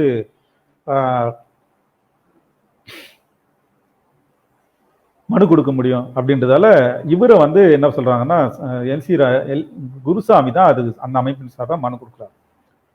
இந்த 2 அமைப்புகளும் சேர்ந்து மனு கொடுப்பது போலவே தமிழகத்தில் இருந்த ஒரு மிக முக்கியமான ஒரு அமைப்பும் போய் மனு கொடுக்குது. அந்த அமைப்போட பேர் வந்து பார்ப்பனர் அல்லாதார் இயக்கம். சைமன் கமிஷன் கிட்ட போய் மனு கொடுக்குறாங்க. இந்த மனுவை வாங்கியவர் MC ராஜா. அந்த மனு வாங்கிய இடம் வந்து பச்சைபாஸ் கல்லூரி, சென்னையில் இருக்கக்கூடிய பச்சையப்பன் கல்லூரியில போயிட்டு பார்ப்பனர் அல்லாதார் இயக்கம் என்னன்னு கேட்டு மனு கொடுக்குறாங்கன்னா, எங்களுக்கும் தனி தொகுதி வேண்டும் என்று கேட்டு சைமன் கமிஷன் கிட்ட மனு கொடுக்குறாங்க. இந்த மனு என்ன ஆயிருக்குன்னு உங்களுக்கு தெரிஞ்சிருக்கும். ஏன்னா ஏற்கனவே சைமன் பார்ப்பனர் அல்லாதார் இயக்கம் ஆட்சியில் இருக்கக்கூடிய இந்த இயக்கம், ஆட்சியில இருந்த இயக்கம், ஆட்சி போயிடுச்சு. அதுக்கு பிறகு எங்களுக்கும் தனி தொகுதி வேண்டும் என்று கொடுக்குறாங்கன்னா, அப்போ எந்த நிலைமையில இந்த டிப்ரெஸ்ட்ன்ற வார்த்தையை கொண்டு வந்து தலித் தலைவர்கள் வைத்திருக்கிறாங்கன்னு பாருங்க. தலித் தலைவர்கள் எங்களுக்கும் தனி ஒதுக்கீடு தொகுதி வேண்டும்னு கேட்குறாங்க. பார்ப்பனர் அல்லாத இயக்கமும் தனி தொகுதி வேண்டும் என்று கேட்குது. ஸோ கிடைக்கப்பட்ட ஒரு வார்த்தையை வைத்துக்கொண்டு எவ்வளவு தூரம் உங்க அரசியல் பண்றாங்க அப்படின்னு நீங்க பார்க்கணும். இந்த அமைப்பு, இந்த சைமன் கமிஷன் வந்து பல்வேறு இடங்களில் வந்து பயணம் செய்து அவர்கள் அறிக்கையை கொடுத்துட்டு அவங்க ஒரு முடிவு சொல்றாங்க. நமக்கு வந்து தீர்மானிக்க முடியல, இவங்க எல்லாரையும் கூப்பிட்டு, இந்த அமைப்புகள் எல்லோரையும் கூப்பிட்டு லண்டன்ல வந்து ஒரு வட்டமேஜை மாநாடுகள் போட்டு அந்த மாநாட்டை இவங்க எல்லாரும் பேசி தீர்மானிச்சு ஒரு முடிவுக்கு வந்தால் தவிர இந்த 1930க்கான அரசமைப்பு சட்டத்தை தீர்மானிக்க முடியாது அப்படின்னு நினைச்சு அவங்க கமிஷன் ரிப்போர்ட்டை கொடுத்துறாங்க. கொடுத்துட்ட பிறகு என்ன நடக்குதுன்னா, அவங்க வந்து 1929 இருந்து வட்டமேஜை மாநாடுகள் நடக்குது. 30ல இருந்து 3 வட்டமேஜை மாநாடுகள் நடக்குது. இந்த 3 வட்டமேஜை மாநாடுகள்ல தான் அம்பேத்கரும் ரெட்டமலை சீனிவாசனும் டிப்ரெஸ்ட் பீப்புள் சார்பாக போய் பங்கேற்கிறாங்க. அப்போ எம்சி ராஜாவுக்கு வாய்ப்பு கொடுக்கப்படலை. பல்வேறு அரசியல் காரணங்கள் அதுக்கு இருந்தது. ஏன்னா எம்சி ராஜா வந்து ரொம்ப முரட்டுத்தனமா எப்பவும் இருந்ததால அவர் சமாளிக்க முடியாதோ என்கின்ற ஒரு அச்சம் வந்து பிரிட்டிஷ் அரசாங்கத்துக்கு கூட அப்போ இருந்தது. கொஞ்சம் அவர் மிரண்டு பிடிக்கிறார் அப்படின்ற ஒரு காரணமா இருக்கலாம், வேற காரணங்கள் கூட சொல்லப்பட்டது, அது இப்போ தேவையில்லை. இருந்தாலும் இவங்க 2 பேர் போறாங்க. சரி, போன உடனே அவங்க என்னென்ன சைமன் கமிஷன்ல வந்து வைக்கப்பட்ட தீர்மானங்கள் படி அம்பேத்கரும் ரெட்டமலை சீனிவாசனும் அவங்க போறாங்க. போன உடனே பல்வேறு வாதங்கள் நடக்குது. வாதங்கள் எல்லாம் முடிஞ்ச பிறகு இவங்க ஒரு துணை மனு ஒன்று கொடுக்குறாங்க, அன்னெக்சர் ஒன்று கொடுக்குறாங்க. ரெட்டமலை சீனிவாசனும் அம்பேத்கரும் கையெழுத்திட்ட ஒரு மனுவை கொடுக்குறாங்க. அந்த மனுவில் அவங்க என்ன கொடுக்குறாங்கன்னா பாருங்க, அதுக்கு பேர் வந்து அந்த மனுவோட துணை பிரிவில் 4வது பத்தியில வந்து ஒரு பேரா கொடுக்குறாங்க. அந்த பேர் வந்து நொமன்கிளேச்சர், பெயரிடுதல் அப்படின்ற பேரு. அதுல முக்கியமா நான் அந்த லைன் படிக்கிறேன். We think that they should be called non-caste Hindus, Protestant Hindus or non-conformist Hindus or some such designation instead of depressed classes. We have no authority to press for any particular nomenclature. We can only suggest them, and we believe that if properly explained, the depressed classes will not hesitate to accept and one most suitable for them. We have received a large number of telegrams from the depressed classes all over India supporting the demands contained in this memorandum அப்படின்னு கொடுக்குறாங்க. சரி, இதுல என்ன சொல்ல வராங்க அப்படின்னா, நீங்க இத்தனை வருஷம் எங்களுக்கு டிப்ரெஸ்டு கிளாஸ்ன்னு சொல்லிட்டீங்க, இந்த டிப்ரெஸ்டு கிளாஸஸ், இந்த அதாவது தாழ்த்தப்பட்டோர் இந்த சொல்ற இந்த பேருக்கு மேலே எங்களுக்கு உடன்பாடு இல்லை. ஏன்னா உடன்பாடு இல்லை, ஏற்கனவே இவங்க சொன்னதெல்லாம் இந்த பேரை வச்சுட்டு ஏறக்குறைய எல்லாத்தையும் நகர்த்திட்டு வந்துட்டாங்க. இனியும் இந்த பேரை நாங்க வந்து வச்சுக்கிறதுக்கு தயாரா இல்லை, அதனால எங்களுக்கு வேற பேர் வேணும் அப்படின்னு கேட்குறாங்க. வேற பேர் வேணும்னு கேட்டோம்னா என்ன பேரு அப்படின்னு கேட்டா இவங்க என்ன சொல்றாங்க, ஒரு சஜஷன் கொடுக்குறாங்க. நான் காஸ்ட் ஹிந்துஸ், சாதியற்ற இந்துக்கள்னு எங்களுக்கு ஒரு பட்டம் கொடுக்கும், பேர் கொடுக்கும். இல்ல புரோட்டஸ்டன்ட் இந்து, இந்துக்களை சீர்திருத்த வந்தவர்கள். கிறிஸ்துவத்தில் எப்படி புரோட்டஸ்டன்ட் கிறிஸ்டியன்ஸ் இருக்காங்களோ அதுபோல இந்துக்களை சீர்திருத்த வந்த இந்துக்கள் அப்படின்னு கொடுங்க. இல்ல நான் கன்ஃபர்மிஸ்ட் ஹிந்துஸ்னா தீர்மானிக்கப்படாத இந்துக்கள் அப்படின்னு பார்த்தோம். 3 பேர்ல ஏதாவது ஒன்று கொடுங்க அப்படின்னு கேட்குறாங்க. இது பயங்கர ஷாக். இந்துக்கள் கிட்ட பெரிய கொந்தளிப்பு உருவாக்குது. என்ன இது நான் காஸ்ட் ஹிந்துஸ்னா ஓகே பரவாயில்ல, ஏற்கனவே சாதியற்றவர்கள் இவங்கன்னு சொல்லிடுறாங்க. ஆனா புரொட்டஸ்டன்ட் ஹிந்துஸ் அப்படின்னு சொன்னா எங்களை சீர்திருத்தத்துக்கு இவனுங்க யாரு அப்படின்னு ஒரு பெரிய பிரச்சனையாகுது அதுக்குள்ள. இப்போ பிரிட்டிஷ் அரசாங்கமும் இதை யோசிச்சு பார்க்குது. இந்த பேரெல்லாம் கொடுத்தா ஒட்டுமொத்தமா இந்துக்களுடைய எதிர்ப்பு சம்பாதிக்க முடியும். இவங்க வந்து ரொம்ப டிப்ளமேட்டிக்கா இந்த பேர்களை கொடுத்துட்டாங்க. இவங்க இந்துக்கள் இல்லைன்னு சொல்லிட்டு இத்தனை நாளா 1911 சென்சஸ்ல வந்து சொல்லிட்டோம் இந்துக்கள் இல்லைன்ட்டு. அது வரைக்கும் இவங்க தங்களை இந்துக்கள் இல்லைன்னு சொல்றாங்க.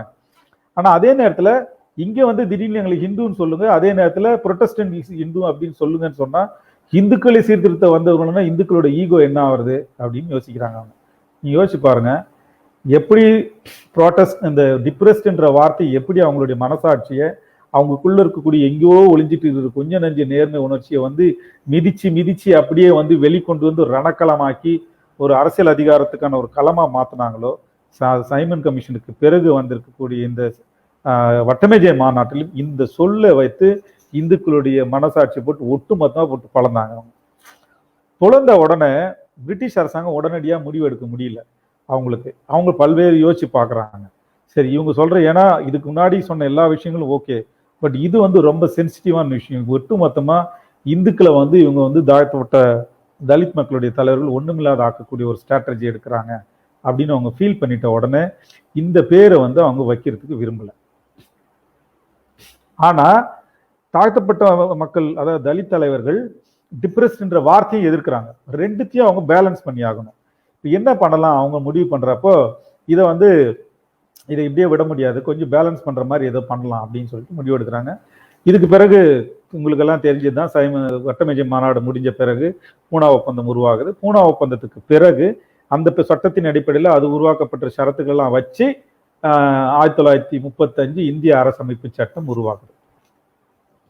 உருவான உடனே இவங்க கோரிக்கை இங்க பாருங்க, ஏற்கனவே இந்த புரொட்டஸ்டன்டிசம் வைக்க முடியாது, டிப்ரெஸ்ட்ன்ற வார்த்தையும் இவங்க எதிர்க்கிறாங்க. அப்போ என்ன வார்த்தை கொடுக்குது அப்படின்னு சொல்லிட்டு அவங்க யோசிக்கும் போது அவங்க வந்து ஒரு வார்த்தை உருவாக்குறாங்க. அந்த வார்த்தை தான் 1935 சட்டத்துல சொல்லப்பட்ட இந்த வார்த்தை. இதுல தான் அவங்க வந்து முதன்முறையாக ஷெட்யூல்டு காஸ்ட் அப்படின்ற ஒரு வார்த்தையை உருவாக்குறாங்க. ஷெட்யூல்டு காஸ்ட் அப்படின்ற வார்த்தைக்கு தனிப்பட்ட பொருள் கிடையாது. ஷெட்யூல்டுனா ஷெட்யூல்டு அப்படின்றதுக்கு நான் அப்புறம் விளக்கம் சொல்றேன். அதுல என்ன சொல்றாங்க பாருங்க. ஷெட்யூல்டு காஸ்ட்னா, scheduled caste means such castes, races or tribes are part of or group within caste, races or tribes being caste, races, tribes, part or group which appear to. என்ன அர்த்தம்னா, இதுக்குள்ள ஒரு குழுக்குள்ள ஒரு குழுக்குள்ள இருக்கக்கூடிய ஒரு பகுதி அல்லது ஒரு பழங்குடி, ரேஸ் அதாவது இனம் அல்லது காஸ்ட், இதுக்குள்ள அப்படின்னு சொல்லிட்டு பிரிச்சுக்கிட்டே போறாங்க. ஏன்னா அந்த அளவுக்கு கிளஸ்டர்ஸா இருக்குது. இது எல்லாமே தொகுத்து நம்ம வந்து ஹிஸ் மெஜஸ்டின்னா அரசர்கிட்ட வந்து ஒரு பட்டியலை கொடுக்குறோம். ஒரு லிஸ்ட் கூட சொல்ல முடியாது, பட்டியல்னு சொல்லக்கூடாது, ஒரு தொகுப்பு ஒன்று கொடுக்குறோம். இந்த தொகுப்புல அவர் எதெல்லாம் ஒத்துக்கிட்டாரோ அதெல்லாம் வந்து ஷெட்யூல்டு காஸ்ட். இவங்க யாரா இருந்தாங்கன்னா, council to correspond to the classes of person formerly known as the depressed classes as his majestic council may specify அப்படின்னு சொல்றாங்க. இது என்ன, ஏற்கனவே டிப்ரெஸ்ட் கிளாஸஸ் என்று அழைக்கப்பட்டவர்கள் தான் இப்போ ஷெட்யூல்டு காஸ்ட்னு அழைக்கப்படுவாங்கன்னு அப்படியே பிளண்டா முடிக்கிறாங்க. அவங்க முடிச்சிட்ட பிறகு என்ன பண்ணலாம், இதை மாற்ற முடியாது இப்போது, ஏன்னா அடுத்த சீரமைப்பு வருகின்ற வரையில் இந்த வார்த்தையை பயன்படுத்தி ஆகணும். ஸோ இது வந்து ஒரு யூனிட்டரி விஷயமா, ஒரு இந்தியாவில் இருக்கக்கூடிய ஒட்டுமொத்தமாக இருக்கக்கூடிய தீண்டத்தகாதவர்கள் சொல்லப்பட்ட டிப்ரெஸ்ட் என்று சொல்லப்பட்ட இந்த மக்களை பொதுவான அடையாளத்திற்கு கொண்டு வர முடியுமா என்கின்ற கேள்வி எழுந்தது அப்போ தலித்தவர்கள்கிட்ட. அப்போ வந்து அவங்க என்ன பண்றாங்கன்னா, 35க்கு பிறகு 37 எலெக்ஷன்ல எந்த தீர்மானமும் எடுக்காம அவங்கவுங்க அப்படியே எலெக்ஷன்ல நின்று போறாங்க. நின்று போனோடனே 37 எலெக்ஷன் நடந்தோடனே பெரிய ரிசல்ட் ஒன்றும் இல்லை. இந்த வாங்கப்பட்ட உரிமைகள் வந்து 32 பூனா ஒப்பந்தத்தில் பெற்ற உரிமைகள் அப்படியே செதறி போகுது 37 நடந்த தேர்தலில். அப்போ இந்த குறிப்பிட்ட வார்த்தை இந்த மக்களை ஒருங்கிணைக்கல அப்படின்றத அவங்க முடிவு செய்யறாங்க. ரெண்டாவது, ஒருங்கிணைக்கல அப்படின்றது மட்டும் இல்லை, செதறி இருக்கிறாங்க அப்படின்னு முடிவு செஞ்ச பிறகு அப்பதான் அம்பேத்கர் வந்து இந்த அமைப்பை உருவாக்கியிருந்தார். இண்டிபெண்டன்ட் லேபர் பார்ட்டி, தற்சார்பற்ற தொழிலாளர் கட்சி உருவாக்கியிருந்தாரு. அதை உடனே கலைச்சிட்டு இந்த 37 எலெக்ஷன்ல வந்து என்ன பண்றாருன்னா, இந்த 37 எலெக்ஷனுக்கு பிறகு 42ல என்ன பண்றாங்கன்னா, ஷெட்யூல்டு காஸ்ட் ஃபெடரேஷன் அப்படின்னு ஒன்று ஆரம்பிக்கிறாங்க. அந்த ஷெட்யூல்டு காஸ்ட் ஃபெடரேஷன் ஃபவுண்டர் வந்து அம்பேத்கருடைய தீர்மானம் தான். ஆனால் தீர்மானம் மட்டுமா போதாது, இந்தியாவில் இருக்கக்கூடிய டிப்ரெஸ்டு அசோசியேஷன் என்று சொல்லப்பட்ட அத்தனை அசோசியேஷன்ஸும் ஃபெடரேஷன்ஸும் அதுக்குள்ள கூட்டமைப்பா உருவாகி அந்த அமைப்பை உருவாக்குறாங்க. அதாவது ஆல் இண்டியா லெவல்ல ஒரு கட்சியை உருவாக்குறாங்க. அந்த கட்சிக்கு பேர் தான் டிப்ரெஸ்டு கிளாஸஸ் ஃபெடரேஷன். அப்போ தமிழ்நாட்டில் யாரு அப்படி இருந்தாங்கன்னு பார்த்தா, எம்சி ராஜா தான் உங்களுக்கு பெரிய லீடரு. அதுக்கப்புறம் ரெட்டமலை சீனிவாசன் இருக்காரு. ரெட்டமலை சீனிவாசனுக்கு ரொம்ப வயசாகி போச்சு, ஏறக்குறைய 75-80 வயசுக்கிட்ட ஆகிப்போச்சு. அதனால அவருடைய ஆக்டிவ் பாலிடிக்ஸ்ல இருக்க முடியல.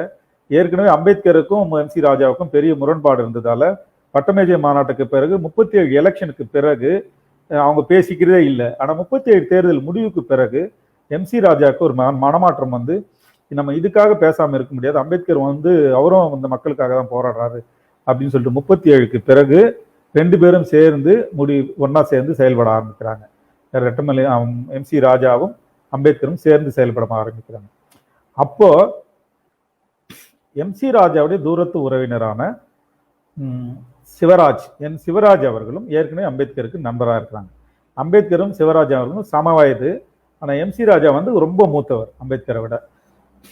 ஸோ அதனால அந்த ஏஜ் கேப் ஒன்று இருக்குது. அதே நேரத்தில் வந்து இவங்க சேர்ந்து செய்ய முடியுது அப்படின்றப்போ இந்த ஷெட்யூல்டு காஸ்ட் ஃபெடரேஷன்ல வந்து சிவராஜ் அவர்களை தலைவராக்கிட்டு அம்பேத்கர் வந்து அமைப்பாளராக மட்டும் இருக்கிறாரு. அந்த அமைப்பில் வந்து MC ராஜா இடம்பெறல. அதுக்கு அந்த அமைப்பு உருவாக்குன அடுத்த வருஷமே அவர் இறந்து போயிட்டார். 43ல் அவர் இறந்து போயிட்டார். ஸோ இந்த ஷெட்யூல்டு காஸ்ட் ஃபெடரேஷன் உருவாக்கப்பட்டு இது வந்து அரசு அதிகாரத்தை ஒரு கைப்பற்றி மிகப்பெரிய சாதனைகள் எல்லாம் பண்றாங்க. அந்த சாதனைகள் எல்லாம் இப்போ நம்ம செய்யணும்னு அவசியம் இல்லை, பேசணும்னு அவசியம் இல்லை. இப்போ நான் என்ன இதுல இருந்து நீங்க என்ன சொல்ல தெரிஞ்சுக்கணும் அப்படின்னா, ஒரே ஒரு சொல்லு, இந்த தாழ்த்தப்பட்டோர் அப்படின்ற ஒரு சொல்லு, டிப்ரெஸ்டு கிளாஸஸ் என்று ஆங்கிலத்தில் வழங்கப்பட்ட சொல்லு, எப்படி இவர்கள் கையாண்டார்கள். ஒரு வார்த்தையை கிடைத்த உடனே அது மேல உணர்ச்சி வசப்பட்டு தூக்கி போடுறதும் இல்லை, உணர்ச்சி வசப்பட்டு எதிர்க்கிறதும் இல்லை. அதை கையாண்டு ஒட்டுமொத்த மக்களுக்கான விடுதலைக்கான கருவியாக அதை மாற்ற முடியும் என்று அவர்கள் செய்து சாதித்து காட்டினார்கள். ஏறக்குறைய 20 ஆண்டு காலம் இந்திய அரசுடைய 20 ஆண்டு காலம் 1916 இருந்து 1947 வரையில் ஒட்டுமொத்த இந்திய அரசியலமைப்பு வரலாறு அந்த ஒரு வார்த்தை மாத்தி போட்டுடுச்சு. சரி, இப்ப நாம இதுல இருந்து என்ன கத்துக்க போறோம்? நிறைய பேர் எனக்கெல்லாம் வந்து டிரான்ஸ்லேட் பண்ணி போட்டுட்டு இருக்கிறாங்க என்னோட பின்னோட்டத்துல எல்லாம், இது இப்படி அது அப்படி அப்படின்னு சொல்லிட்டு எல்லாம். நீங்க டிரான்ஸ்லேஷன் எல்லாம் பண்ணுங்க, தப்பு இல்லை. இதை வந்து ஒரு அரசியல் ரீதியான ஒரு விஷயத்த வந்து டிரான்ஸ்லேஷன் முடிவு பண்ணுது. ஏன்னா ஷெட்யூல்டு காஸ்ட் ஃபெடரேஷன் அம்பேத்கர் உருவாக்கும் பொழுது அதை இங்கே யாரும் தமிழ்படுத்தலை. நல்லா யோசிச்சு பார்த்தாங்க, அது தமிழ்படுத்தவே இல்லை. அதை முழுக்க ஷெட்யூல்டு காஸ்ட் ஃபெடரேஷன்ஸ் SCF என்ற பேர்ல தான் இங்க பயன்படுத்தினாங்க. சரி, தமிழ்படுத்தும் போது என்ன பண்ணலாம் அப்படின்னா, அம்பேத்கரையும் MC ராஜாவையும் ரெட்டமலை சீனிவாசனையும் அல்லது சிவராஜையும் பின்பற்றிய அத்தனை அந்த 2ஆம் கட்ட தலைவர்கள் அத்தனை பேரும் தமிழில் கூட ஷெட்யூல்டு காஸ்ட் ஃபெடரேஷன் தான் எழுதினாங்க. அதை இப்போ வந்து பட்டியல் சாதி, அட்டமை சாதி அப்படின்னு நீங்க வந்து டிரான்ஸ்லேட் பண்ணிட்டு இருக்கீங்களா, அந்த மாதிரிலாம் எழுதல. ஏன்னா ஒரு யூனிட்டரி அடையாளத்தை வந்து கொடுக்காது, இந்தியா முழுமைக்கான அடையாளத்தை கொடுக்காம அது சிதைச்சிரும் அப்படின்னு சொல்லிட்டு அவங்க நினைக்கிறதால அந்த ஆங்கில அடையாளத்தை அவங்க விடாம பயன்படுத்தினாங்க. சில நேரத்துல மட்டும் தமிழ் பற்று அதிகமா இருக்கிறவங்க மட்டும்தான் இந்த அடையாளத்தெல்லாம் தமிழ்படுத்தி அவங்க பயன்படுத்த ஆரம்பிச்சாங்க.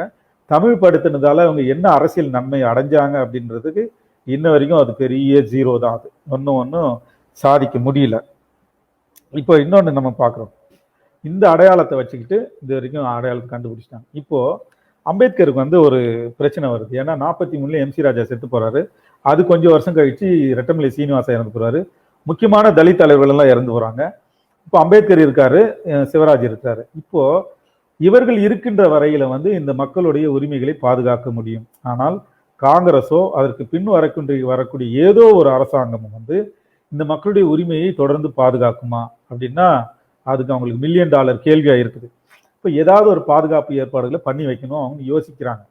யோசிச்சு ஏதாவது செய்யணுமே அப்படின்னு பார்க்கும்பொழுது அவங்க வந்து ஒரு பொது அடையாளத்தை கொடுப்பதன் மூலமாக சர்வதேச கவனத்தை இந்த மக்கள் மீது ஈர்க்க முடியும் அவரு நினைக்கிறார் அம்பேத்கர். அதுக்கு ஒரு முயற்சி எடுக்கிறார்.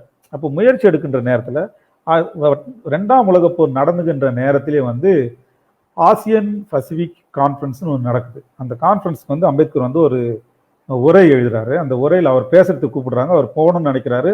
ஆனா கான்ஸ்டிடியூஷன் விஷயத்தை அவர் எழுதிக்கிட்டு இருந்ததால அந்த அமைப்புக்கு அவர் போகவும் முடியல.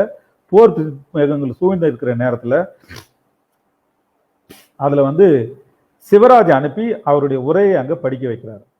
அந்த உரையில வந்து அவர் சொல்றாரு, எதிர்காலத்துல வரக்கூடிய இந்திய அரசமைப்புல வந்து தாழ்த்தப்பட்ட மக்கள் அல்லது தலித்தில் அன்டச்சபிள்ஸ் அவங்களுக்கு புரியணுன்றதுக்காக டிப்ரெஸ்ன்ற வார்த்தை யூஸ் பண்றாரு, அன்டச்சபிள்ஸ் யூஸ் பண்றாரு. இந்த மக்களுக்கான உரிமைகள் எல்லாம் பாதுகாக்கப்பட வேண்டும் என்றால் சர்வதேச மக்களுடைய புரிதலும் தலையீடும் அவசியம் நினைக்கிறார். அப்போ இந்தியாவை வந்து சர்வதேச கண்காணிப்பின் கீழ் வைக்க வேண்டும் அப்படின்னு அவர் முடிவு செய்கிறார்.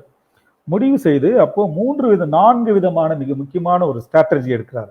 அது என்ன ஸ்ட்ராட்டஜி அப்படின்றத நான் அடுத்த விஷயத்துல உங்களுக்கு விளக்கணும்னு நினைக்கிறேன். அந்த ஸ்ட்ராட்டஜி ரொம்ப ரொம்ப முக்கியமானது.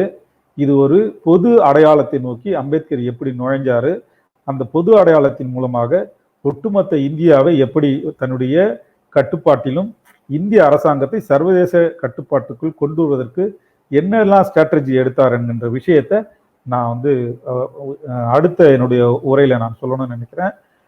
அது வரையில வந்து இந்த தாழ்த்தப்பட்டோர் என்ற இந்த அடையாளத்தை வந்து இப்ப பயன்படுத்தலாமா கூடாதா அப்படின்னு பார்த்தா 1929 சரி, 32 வந்து நடந்த வட்டமேஜை மாநாட்டிலையும் சரி, இந்த வார்த்தையை பயன்படுத்தக்கூடாது என்று அம்பேத்கரும் ரெட்டமலை சீனிவாசனும் கைப்பட எழுதி கொடுத்துட்டாங்க. டிப்ரெஸ்ட் என்கின்ற வார்த்தையை நீங்கள் அரசியல் அடையாளமாக பயன்படுத்தக்கூடாது என்று எழுதி கொடுத்து விட்டார்கள். அதை அரசாங்கம் ஏற்றுக்கொண்டு அரசாங்க வந்து இனிமேல் அவர்களுக்கு அழைக்காது, ஆனா அரசாங்க புரிதலுக்காக இந்த டிப்ரெஸ்ட் என்ற வார்த்தையை வைத்துக் கொள்ளும் அப்படின்ற ஒரு ஒப்பந்தத்தின் அடிப்படையில அந்த வார்த்தையை அவர்கள் வந்து பயன்படுத்தி கொண்டார்கள். ஆனால் பொதுவெளியில் அதை பயன்படுத்துவதை அவர்கள் அனுமதிக்கவில்லை. ஏனென்றால் ஷெட்யூல்டு காஸ்ட் என்கின்ற வார்த்தை உருவாகிவிட்டது. ஆனால் அதற்கு பிறகு உருவாக்கப்பட்ட புது அடையாளங்கள் ஒன்றுதான் உருவாச்சு, தலித் என்கின்ற அடையாளம். இப்பொழுது அம்பேத்கர் இருந்தால் அந்த அடையாளத்தை எப்படி பார்த்திருப்பார் அப்படின்றதையும், சர்வதேச அடையாளத்தை உருவாக்குவதற்கு அம்பேத்கர் என்ன முயற்சிகளை எடுத்தார் என்பதையும், அதே நேரத்தில்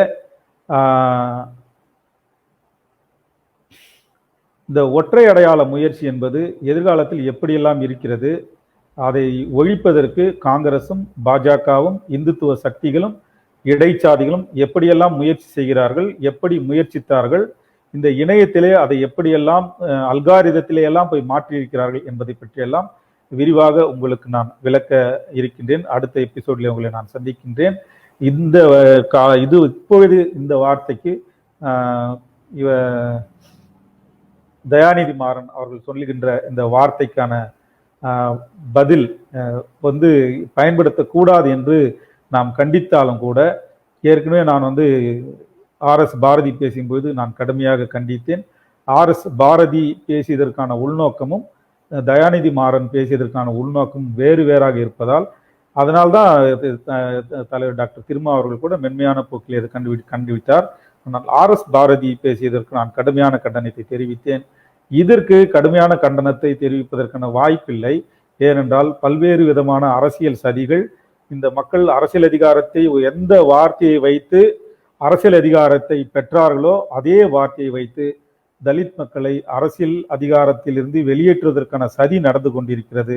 அந்த சதியை முறியடிப்பதற்கு நீங்கள் அனைவரும் புரிந்து கொள்ள வேண்டும் என்பதற்காகத்தான் இந்த நீண்ட உரையை நான் நிகழ்த்தியிருக்கின்றேன். இதுவரை பொறுமையாக கேட்ட உங்கள் அனைவருக்கும் நன்றி. இதற்கு பிறகான தலைப்புகளையும் நாளையோ அல்லது நாளை மறுநாளோ உங்களிடத்திலே விளக்குவேன் என்று சொல்லி நிறைவு செய்கின்றேன். நன்றி, வணக்கம்.